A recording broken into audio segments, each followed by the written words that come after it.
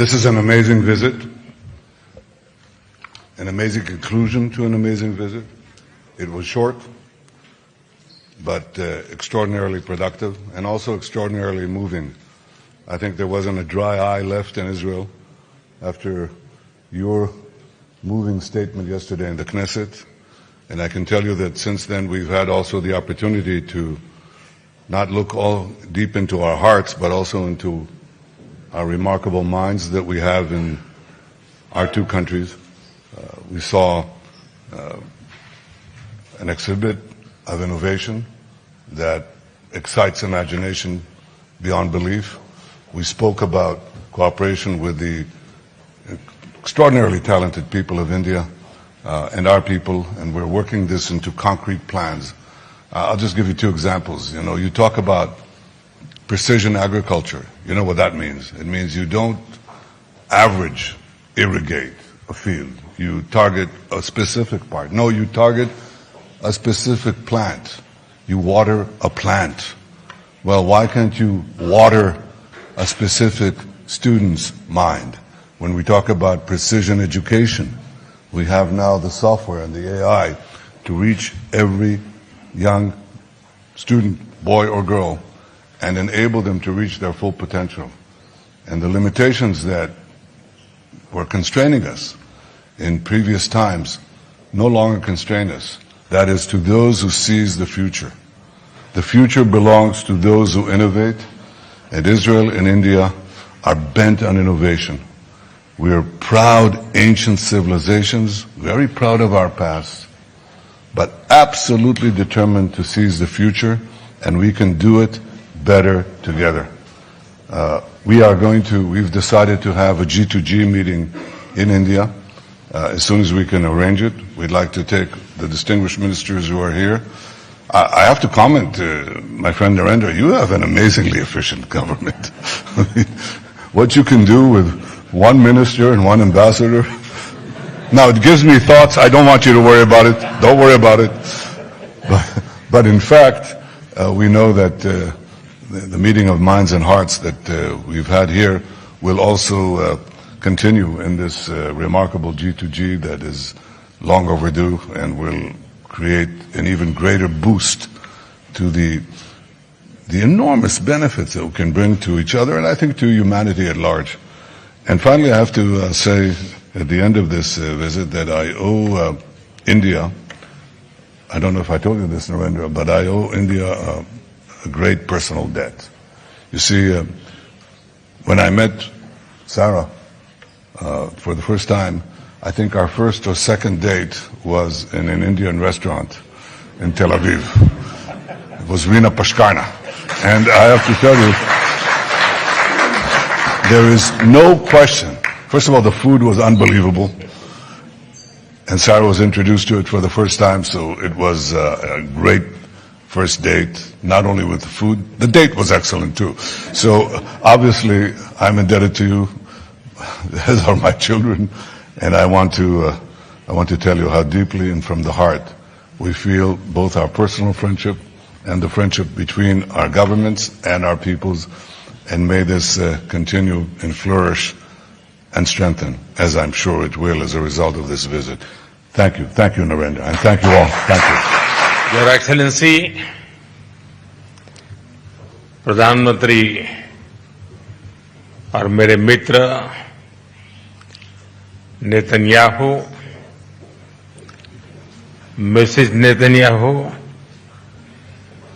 दोनों देशों के डेलीगेट्स, मीडिया के साथियों, नमस्कार, शालोम।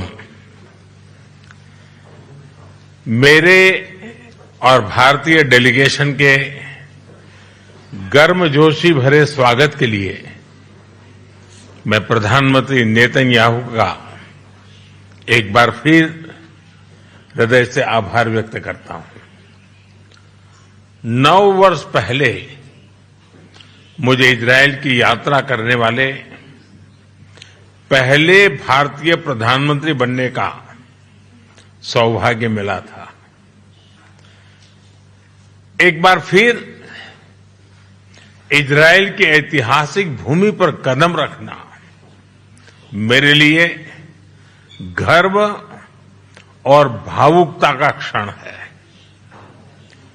कल मुझे इजरायल के पार्लियामेंट को संबोधित करने का अवसर मिला। वहां मुझे speaker of the Knesset medal से भी सम्मानित किया गया।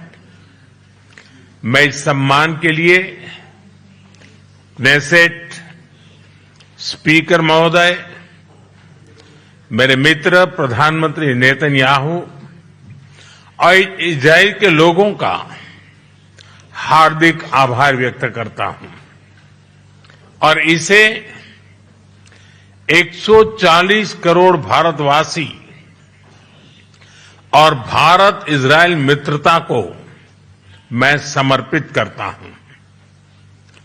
फ्रेंड्स, हमारे संबंध गहरे विश्वास, साझा लोकतांत्रिक मूल्यों और मानवीय संवेदनाओं की मजबूत आधारशिला पर आधारित है, उस पर स्थापित है। हमारे रिश्ते समय की हर कसौटी पर खरे उतरे हैं। आज हमने अपनी टाइम टेस्टेड साझेदारी को स्पेशल स्ट्रेटेजिक पार्टनरशिप का दर्जा देने का ऐतिहासिक निर्णय लिया है। यह निर्णय दोनों देशों के लोगों की आकांक्षाओं का प्रतिबिंब है।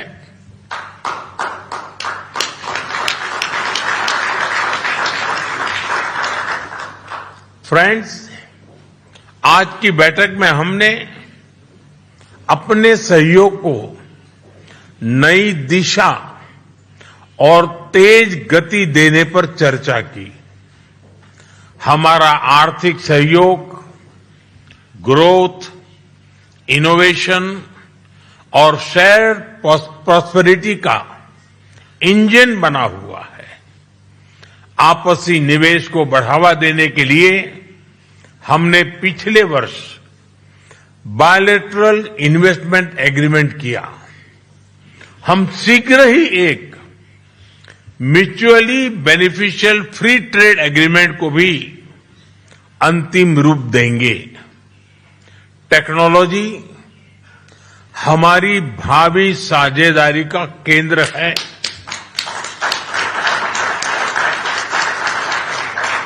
आज हमने critical and emerging technology partnership स्थापित करने का निर्णय लिया है। इससे एआई, क्वांटम और क्रिटिकल मिनरल्स जैसे क्षेत्रों में सहयोग को नई गति मिलेगी। मुझे खुशी है कि इजरायल में यूपीआई के इस्तेमाल के लिए समझौता किया गया है। डिजिटल हेल्थ के क्षेत्र में भी हम अपने अनुभव साझा करते हुए लोगों के जीवन में सुधार लाने के लिए प्रतिबद्ध हैं। रक्षा के क्षेत्र में हमारा दशकों पुराना विश्वसनीय सहयोग रहा है। पिछले वर्ष हुए एमओयू से इसमें नए आयाम जुड़ेंगे। हम मिलकर ज्वाइंट डेवलपमेंट, ज्वाइंट प्रोडक्शन और ट्रांसफर ऑफ टेक्नोलॉजी की दिशा में आगे बढ़ेंगे। साथ ही हम सिविल न्यूक्लियर एनर्जी और स्पेस जैसे क्षेत्रों में भी सहयोग आगे बढ़ाएंगे। फ्रेंड्स, दोनों देशों के बीच कृषि सहयोग का लंबा और सफल इतिहास रहा है।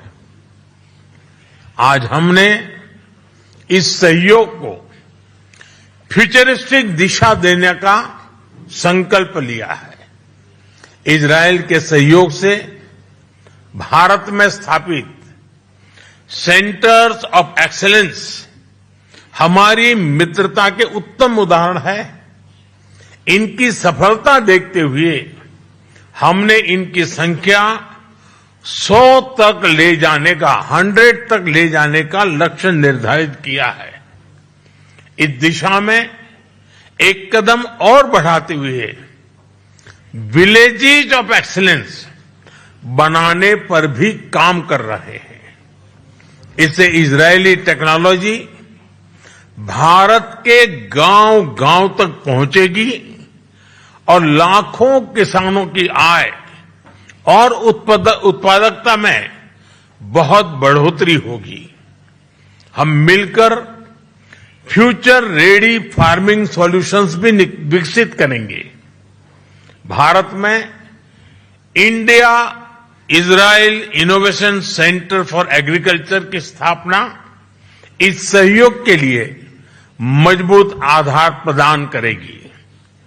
फ्रेंड्स, हमारे पीपल टू पीपल टाइज हमारे संबंधों का एक महत्वपूर्ण स्तंभ है।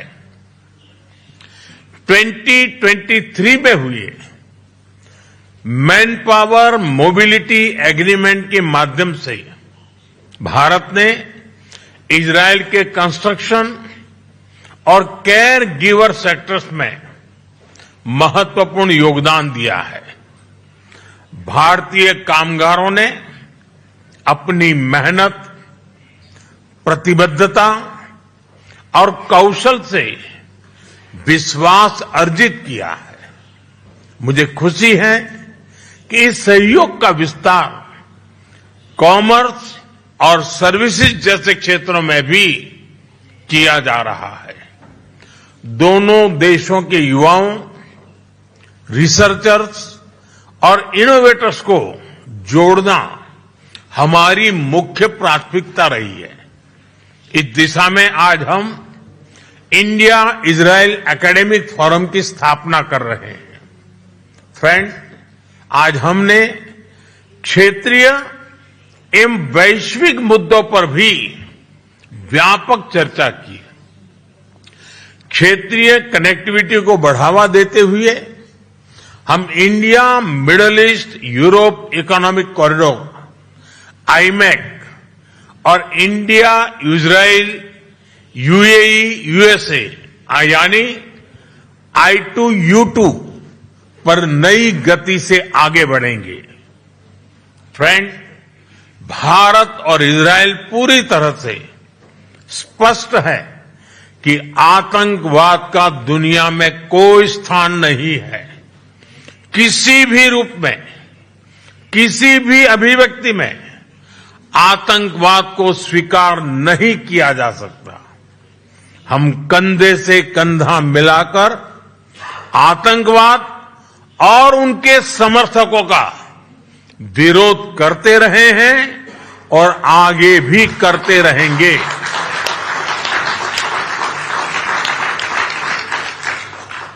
पश्चिम एशिया में शांति और स्थिरता से भारत के सीधे सुरक्षा ही जुड़े हैं। इसलिए हमने शुरुआत से ही संवाद और शांतिपूर्ण समाधान का समर्थन किया है। यही ग्लोबल साउथ और पूरी मानवता की पुकार है। भारत की सोच स्पष्ट है। Humanity must never become a victim of conflict. Gaza peace plan से शांति का एक रास्ता बना है। भारत ने इन प्रयासों का पूर्ण समर्थन किया है।